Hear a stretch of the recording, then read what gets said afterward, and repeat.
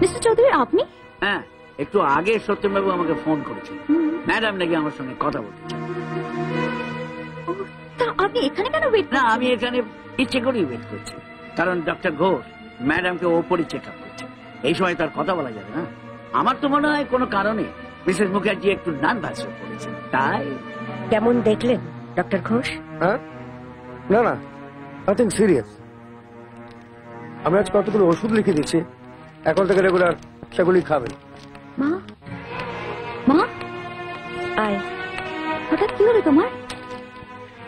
আমার ফোন পেয়েছিলে? হ্যাঁ, ঘুরে যেতে হয়েছিলেন। প্রোগ্রাম শেষ হতে ঊর্ধ্বশ্বাসে ছুটে আসছে। ডাক্তার কাকু, মাকে কেমন দেখলেন?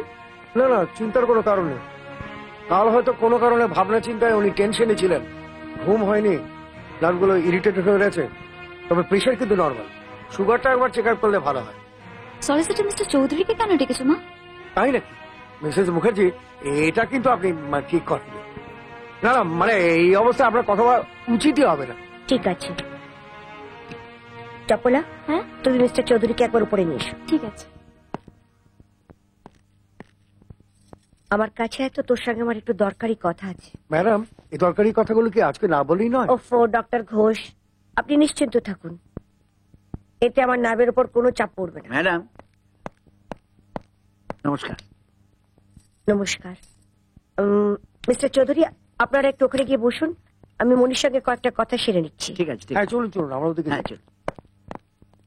দেখো মনি, তোমার মনে আছে মাসখানেক আগে আমি যখন তোমার বিয়ের কথা বলেছিলাম, তুমি আমাকে বলেছিলে তুমি কাউকে ভালোবাসো। ছেলেটি মেকানিক্যাল ইঞ্জিনিয়ার, অ্যারিস্টোক্রেট ফ্যামিলির ছেলে, নিজের ব্যবসা আছে।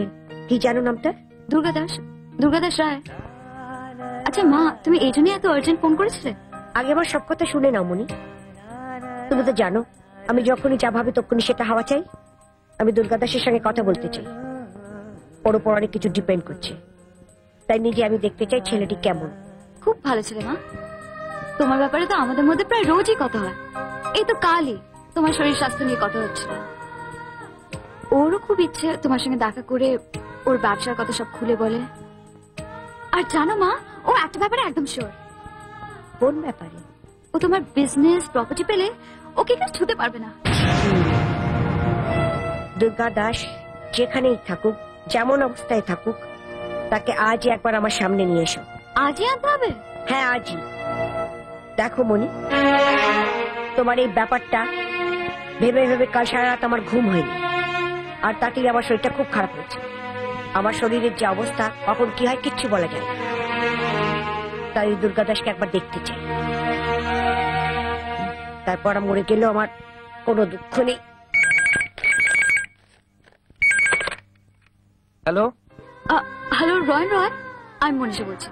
নমস্কার ম্যাডাম, বলুন। আচ্ছা দুর্গাদাস অফিসে আছে? স্যার তো কলকাতায় নেই ম্যাডাম। আজ ভোরে মহারাষ্ট্র গভর্নমেন্টের একটা আর্জেন্ট কাজে উনি বোম্বে চলে গেছেন। সে কি, তাহলে তোর সঙ্গে? আচ্ছা ওর মোবাইলে কেন পাচ্ছে না বলুন তো? বম্বে কোথায় গেছো? এক্স্যাক্টলি কোথায় সেটা বলতে পারবো না ম্যাডাম। ইনফ্যাক্ট উনি যে কখন কোথায় থাকবেন সেটা আমরাও জানি না। বোধহয় এখন উনি যেখানে আছেন সেখানে মোবাইল নেটওয়ার্ক কাজ করছে না। কবে ফিরবে বলতে পারেন? মাসখানেকের আগে তো নয়, এর মধ্যে কোনো যোগাযোগ করা অসম্ভব। দেখো মনি, তোমার এই ব্যাপারটা ভেবে ভেবে কাল সারা রাত আমার ঘুম হয়নি, আর তাতেই আমার শরীরটা খুব খারাপ হয়েছে। আমার শরীরের যে অবস্থা, কখন কি হয় কিচ্ছু বলা যায় না। তাই দুর্গা দাসকে একবার দেখতে চাই। মনীষা, হ্যাঁ মায়ের কথা ভেবে মন খারাপ লাগছে? মানে লাগছে তো। মা, আমি তোমাকে একটা কথা বলতে চাই। হ্যাঁ বলুন। আমি আসার পর তোমার মা বারবার করে তোমার খোঁজ করছিলেন। আসলে আমার মনে হয়েছে she was very much anxious to meet you। আবার তুমি আসার পর তোমার মা তোমার সাথে কথা বলছিলেন, হয়তো কোনো গুরুতর কথা। হ্যাঁ আসলে মানে মা। না না না, তোমার মার মেয়ের মধ্যে কথা আমার শোনা উচিত না। বাট আই থিঙ্ক উনি যেটা তোমাকে বলছেন সেটা তোমার শোনা উচিত। নয়তো নয়তো নয়তো কি? নয়তো ওনার শরীর আর মনের দুটোরই ক্ষতি হয়ে যেতে পারে। তুমি তো জানো মা, মানসিক দুশ্চিন্তা বাড়লে ব্লাড প্রেশার বাড়ে, আর ব্লাড প্রেশার বাড়লে শরীর অসুস্থ বোধ করে। তুমি তো ভালো করেই জানো তোমার মায়ের শরীরের চেয়ে মনের রোগটাই বেশি, আর এরকম তো বহুবারই হয়েছে। অনেকবার সামান্য মানসিক উত্তেজনায় উনি কিরকম অসুস্থ হয়ে পড়েছেন, আর এখন তো খুব সিরিয়াস অবস্থা।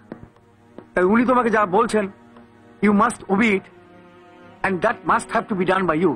ওকে, আমি আজ তাহলে চলি মা।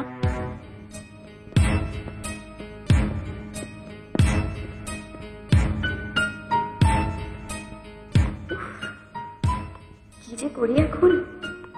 এদিকে দুর্গাদাস নেই, ওদিকে আজই দুর্গাদাসকে মায়ের চাই। আজ যদি রাইট, এই প্রবলেম শুধু একজনই সলভ করতে পারে, বাবা।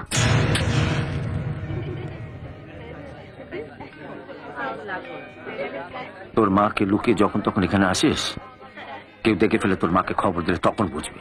আই ডোন্ট কেয়ার, তোমার আর মায়ের মধ্যে যাই হোক, তাতে আমার কি, আমি আসবো। দাদা কি লাগবে? দুটো কথা। ঠিক আছে। আরে তুই এলে তো আমার ভালোই লাগে, কিন্তু তোর মাকে তো চিনি, আফটার 10টা বছর একসঙ্গে ঘর করেছি। দেখ এই হরিদাস, বাবা দুর্গাদাস। হ্যাঁ দুর্গা। হ্যাঁ, আচ্ছা এতদিন তো আমার কাছে আসিস, এই দুর্গাদাসের কথা তো কখনো বলিস না। এই ছেলেটিকে আলাপ হলো কি করে? সে এক অদ্ভুত যোগাযোগ। তুমি তো জানো আমি ক্লাসিক্যাল ডান্স নিয়ে ব্যস্ত থাকি। একদিন কিছু বন্ধুদের পাল্লায় পরে গেলাম, সে একেবারে সম্পূর্ণ আলাদা জগৎ, জানো বাবা। কত লোকেরা ছেলেমেয়েরা নাচছে, তার মধ্যে একজন ভীষণ সুন্দর নাচ করছে। হঠাৎই সকলের মধ্যে থেকে একজন আমার নজর কেড়ে নিল। আমি ওদিকে তাকিয়েছি, ও কখন আমার কাছে আসলো, হাতটা বাড়িয়ে দিল। Hi, hello, let's go, come on. আমি বুঝতেও পারলাম, চলে গেলাম। কাম অন, ডান্স ইয়ার। তারপর একদিনও আমার নিয়ে গেল রেস্টুরেন্ট। নিজের সব কথা বললাম, ও মেকানিক্যাল ইঞ্জিনিয়ার, নিজের ব্যবসা। আমাকে সঙ্গে করে নিয়ে গেল ওর অফিসে, সকলের সঙ্গে আলাপ করে দিল। দিনের পর দিন ওর সঙ্গে ঘুরতে ঘুরতে কখন যে ওর কাছে কাছে এসে গেছে, ওকে কথা দিয়েছে নিজেই জানি না। এই হলো তোর দুর্গাদাস, একেই তোর মার কাছে আজকে হাজির করাতে হবে। হ্যাঁ, অথচ দুর্গাদাস গেছে বোম্বে, কবে আসবে কেউ জানে না। এক্স্যাক্টলি। তোর মার তো একটাই চিন্তা, বিষয় সম্পত্তি আর ব্যবসা। এই দুর্গাদাসকে ডেকে সবকিছুর একটা ব্যবস্থা করতে চায়। ঠিক বলেছে তো বাবা, তাই দেখলাম সলিসিটর মিস্টার চৌধুরীকে ডেকে পাঠিয়েছে। রাখবে রাখবে, তোর মার নারী নক্ষত্র আমার জানা। এই যে দুর্গাদাসকে ডেকে পাঠিয়েছে তার মানেই না তোর সঙ্গে বিয়ে দেবে। দুর্গাদাসকে ডাকবে, কথাবার্তা বলবে, দরকার পড়লে আবার ডাকবে, আবার কথাবার্তা বলবে, তারপর যা হোক একটা ব্যবস্থা করবে। তাহলে সব খোলাখুলি বলে দেবো? না, তোর মার শরীরের যে অবস্থা, এখন কোনো রিস্ক নিস না।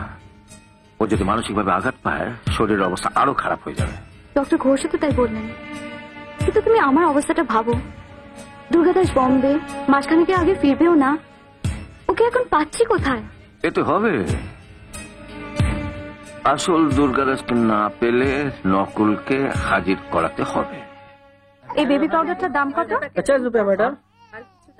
লক্ষ্মী সোনা, তুমি করো নাই তো, বাবা আমার হয়ে গেছে। ম্যাডাম এই বলটা নিয়ে খালো, লক্ষ্মী সোনা। বসো বসো বসো, হ্যাঁ নিচে। হ্যাঁ বসো, এই তো লক্ষ্মী।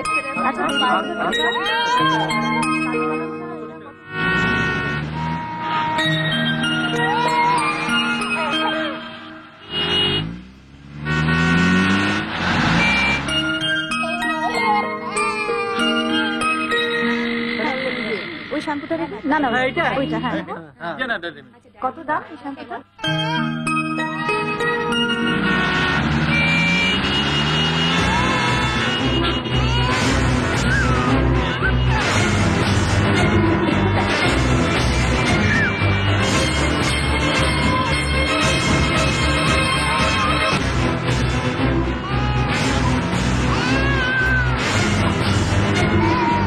আরে আরে আরে, কার বাচ্চাটা? আরে দেখুন, কার বাচ্চাটা? দেখুন, বললি না দেখুন, হুশ করে দেখুন, দেখুন, দেখুন।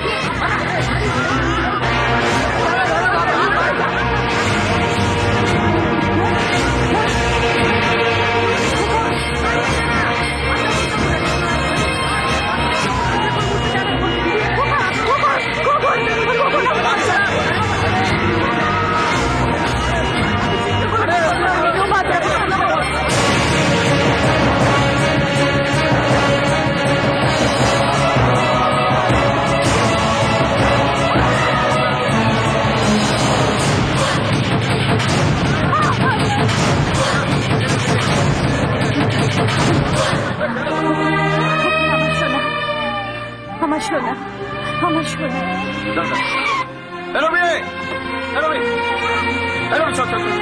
আরে মুখার্জিদা, আপনি কি বাবা কোথায় আছেন? আরে আমি তো তোর কাছে তাই নাকি? আমিও তো আপনার ওখানে যাবো বলে বেরিয়েছি। ভাই হ্যাঁ? একটু দাঁড়ান না প্লিজ, আপনার বাড়ির অ্যাড্রেসটা একটু দিন না। অ্যাড্রেস হ্যাঁ। Bhabanipur C39 Chakraberia road. ওখানে একটা মোটর গ্যারেজ আছে, আমাকে পেয়ে যাবেন। গ্যারেজ? আপনি তো ওই গ্যারেজেরই মালিক? হ্যাঁ, মালিক কোনো এক সময় ছিলাম, আর শুধু মেকানিক ভাবতে পারেন। মেকানিক? আচ্ছা ভাই, নমস্কার। নমস্কার।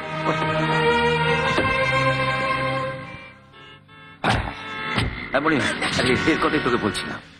রবি, আলাপ করি তো আমার মেমনিশা। নমস্কার মুখুজিদা, ব্যাপারটা কি বলুন তো? না, এই গাড়িতে বলা যাবে না, তোর বাড়িতে গিয়ে বলবো। চল চল চল।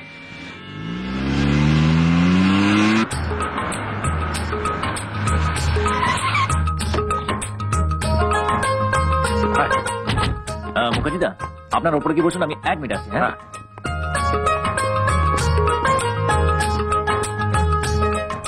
বাবা, তুমি কি একেই দুর্গাদাস সাজিয়ে পাঠাবে? হ্যাঁ, চল। কিন্তু ও তো তোমার মুকুচে তা বলে ডাকে। আরে দাদা, মামা, কাকা, জ্যাঠা যা খুশি বলুক না। আরে ও তো আসল দুর্গাদাস নয়, দুর্গাদাস সেজে যাচ্ছে, প্রক্স দেবে, চলে আসবে। একটা মেকানিককে আর শোন, তুই গিয়ে 2 কাপ চা, 2টো অমলেট তাড়াতাড়ি কিনে যা। আর শোন, লিখে রাখতে বলিস, বুঝলি? মেয়েটা কে গুরু? মুখার্জিদার মেয়ে। আমার সঙ্গে নাকি কি সব কথা আছে। হ্যাঁ। বাড়িতে আসতে বললো, বাড়িতে এসে বলবে। কি দেখছিস? কঙ্কাল দেখে কি আসল মানুষটাকে চেনা যায়?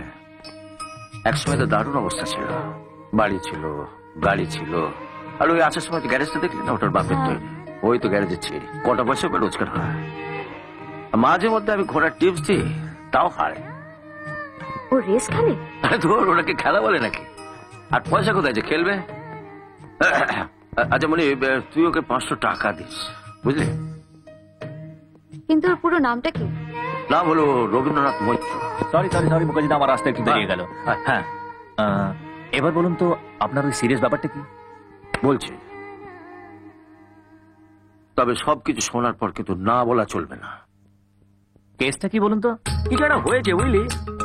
মুখার্জিদা মাঝে মাঝে আসে, রবিকে নিয়ে বেরিয়ে যায়। আজ আবার মেয়েটাকে নিয়ে এসেছে। রবি আবার চা অমলেটের অর্ডার দিল। কিছু একটা কেলো হয়েছে মামা। ব্যাপার যাই হোক, আজ ওরা রেসের মাঠে যাবে না, আমি শিওর। গেলে ভালোই হতো, ও যতবার যেতে আমাদের ততবার খাওয়া। আরে এই, এতক্ষণ লাগলো? তাড়াতাড়ি যা। আর শোন, আড়াল থেকে কিছু শুনলে এসে বলবি। কেন, আমি কি খচ্চর নাকি বে? সব আড়ি পেতে শুনবো, ওদের ব্যাপার ওরা বুঝবে। আরে বাস, এ তো হেভি ব্যাপার। আমাকে তো রীতিমতন অভিনয় করতে হবে। হ্যাঁ, আর অভিনয়টা বেশ গুছিয়ে করতে হবে, ঢেড়ালে চলবে না। আমি আপনাকে হেল্প করবো। আর হ্যাঁ, মায়ের সামনে আমাকে কিন্তু আপনি করে বলবেন না। আপনি কি আমাকে আপনি করেই বলবেন? না না, আমিও তুমি করে বলবো। না, বলবো টলবো না, এখন থেকে প্র্যাকটিস শুরু করো, নাহলে দুজনেই ঢেড়াবে। না, বলো। আরে মুখার্জিদা, খাবারটা চলে চল।